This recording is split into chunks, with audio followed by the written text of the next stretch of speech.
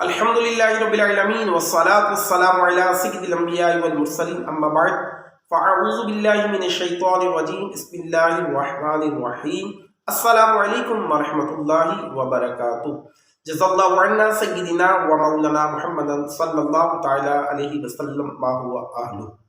الحمدللہ رب العالمین، آج کا جو ہمارا موضوع ہوگا، کیا روزے کے لیے سحری شرط ہے؟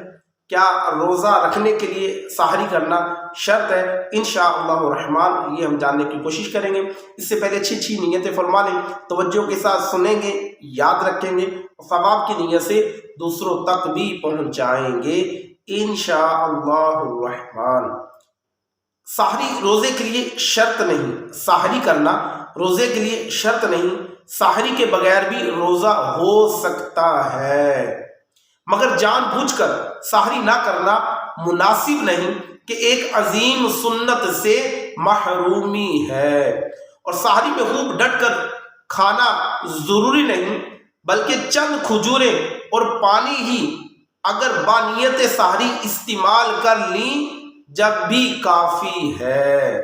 حضرت سیدنا انس بن مالک رضی اللہ تعالی عنہ فرماتے ہیں، تاجدار مدینہ منورہ صلی اللہ تعالی علیہ وآلہ وسلم نے سحری کے وقت مجھ سے فرمایا، میرا روزہ رکھنے کا ارادہ ہے، مجھے کچھ کھلاؤ۔ تو میں نے کچھ کھجوریں اور ایک برتن میں پانی پیش کیا۔ سبحان اللہ الحمدللہ عز وجل۔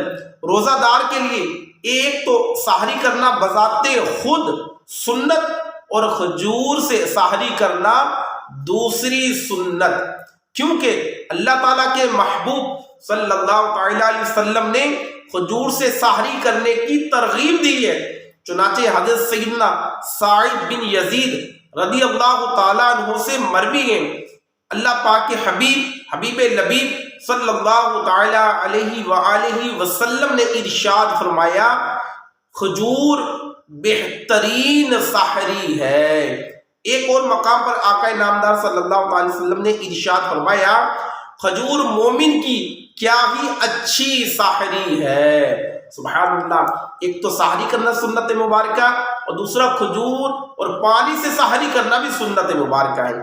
تو الحمدللہ، تو سحری کرنا یہ سنت مبارکہ ہے اور کھجور سے کرنا بھی سنت مبارکہ ہے۔ اللہ رب العالمین مجھے اور آپ سب کو بھی، اور ایک تو سحری کی سنت میں بھی ادا کرنے کی نیت سے اللہ میں توفیق عطا فرمائے، اور سحری میں کھجور کا بھی استعمال کرنے کے اللہ میں توفیق عطا فرمائے، تاکہ اس سنت پر بھی عمل کرنے کا ہمیں اجر مل جائے۔ اللہ پاک ہم سب کو عمل کی توفیق عطا فرمائے، آمین بجاہ نبی کریم صلی اللہ تعالی علیہ وسلم۔